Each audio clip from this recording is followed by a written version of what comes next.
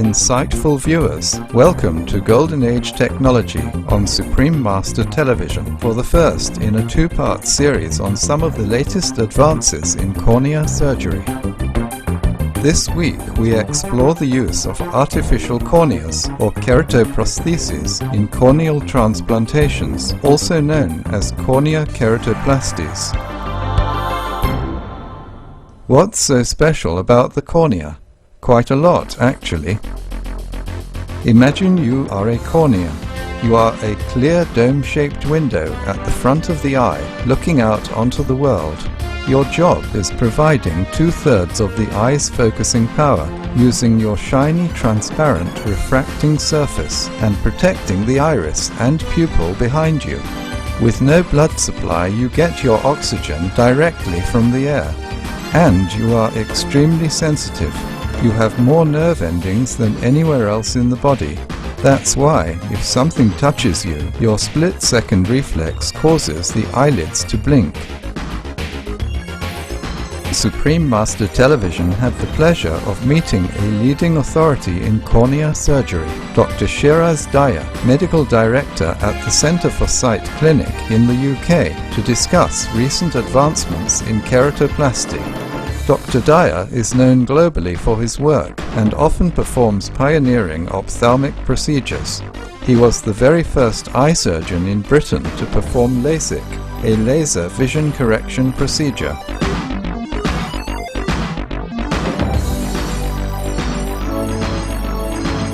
Dr. Daya is regularly invited to speak throughout the world on such topics as treatment of corneal diseases and laser eye surgery techniques. When does someone need to undergo keratoplasty? The main bulk of corneal surgery is corneal transplantation. There are many diseases that unfortunately affect the cornea. If you take a look at this is a cross-section of an eye, and this area here is the cornea. It's transparent, and it's curved and it acts like a lens. So if there are any problems in terms of clarity, the corneas get cloudy. Now sometimes you see people with this blue eye, a central area of blue, the eyes aren't clear. They've got a problem with the cornea. Or if there's a problem in terms of shape of the cornea, there's a condition called keratoconus, where the cornea is shaped a bit like a cone.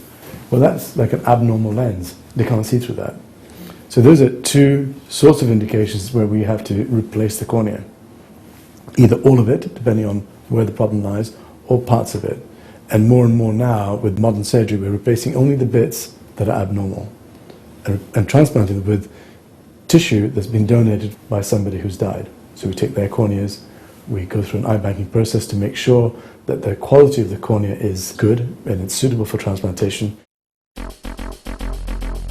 Keratoplasty has been performed for over 100 years and is the most common and enjoys the highest success rate of all transplant procedures.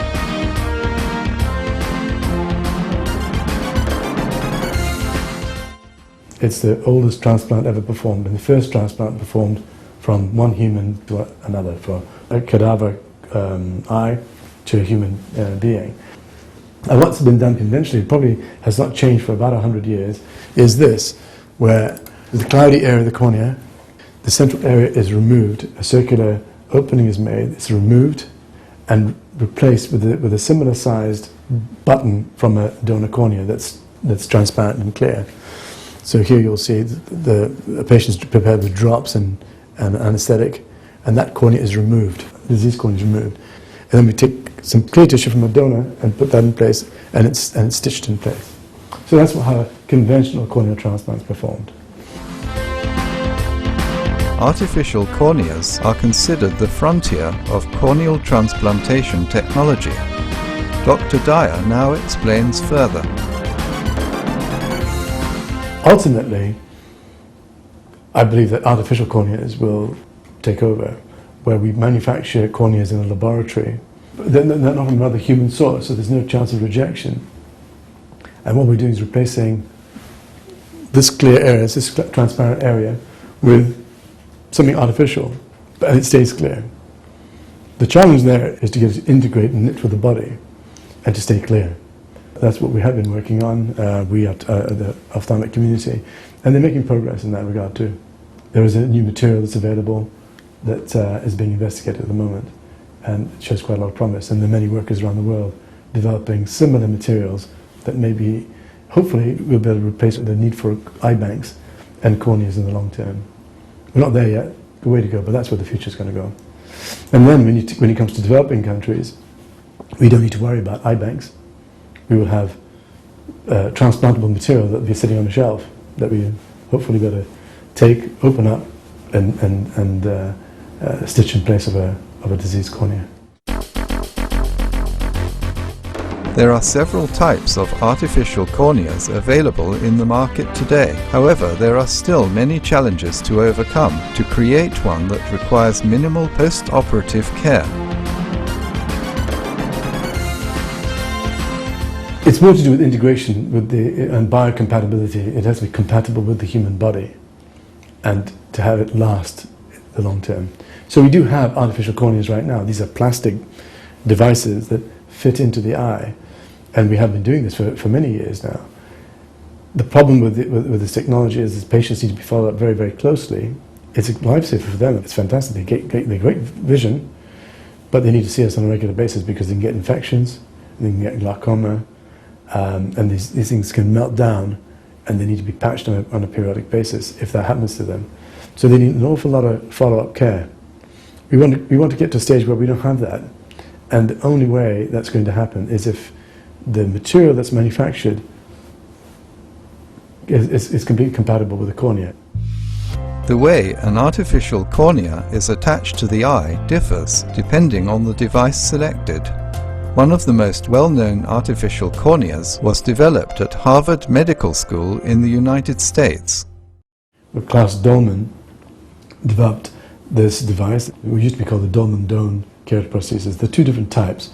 One is a bit like a cornea.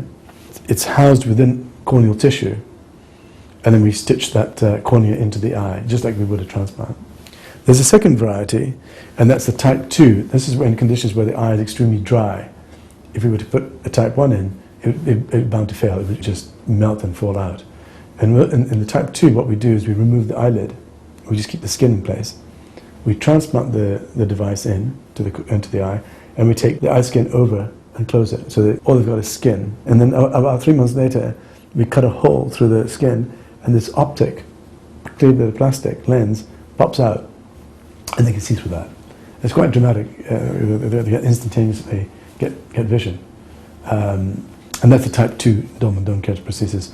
We've changed the technique a little bit. We take tissue from the bone, the lining of the bone called the periosteum, and we put it over that device, and we put skin on top. And the reason why we do that is to retain the artificial cornea, the keratoprosthesis. One of the problems with these things is they worm their way out. With periosteum, which is very tough and the lines of the bone, it's used for manufacturing bone. We use that on the eye. It belongs to the patient, so we take their own tissue and transplant it.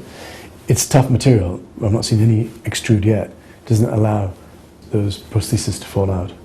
And so that's the deviation of the technique that we've developed ourselves. Dr. Dyer has a number of patient success stories. People who've received an artificial cornea and had their lives utterly transformed as a result. Teresa Kelly in Dublin's a good one.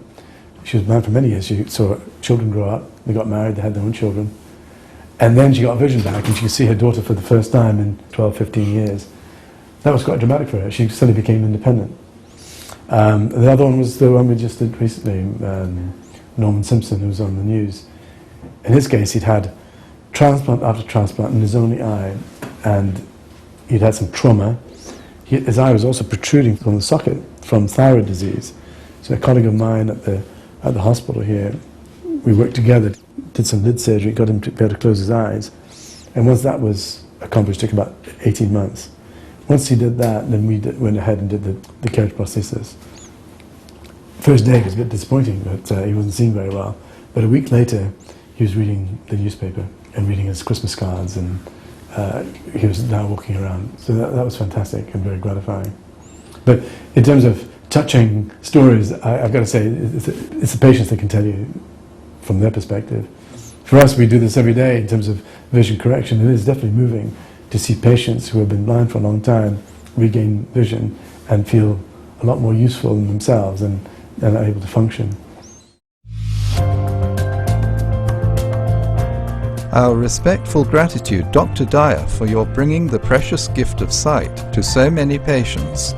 May your dedication to continually advancing the field of eye surgery bring hope and happiness to many more people worldwide. For details on Dr. Dyer, please visit www.centerforsight.com. Please join us again next Friday on Golden Age Technology for the conclusion of our series on some of the latest advances in cornea surgery. Thank you, kind viewers, for your company today on Golden Age Technology on Supreme Master Television. Vegetarianism, the Noble Way of Living, is up next after noteworthy news. May you and your loved ones live long and prosper. For more details, please visit www.suprememastertv.com/GAT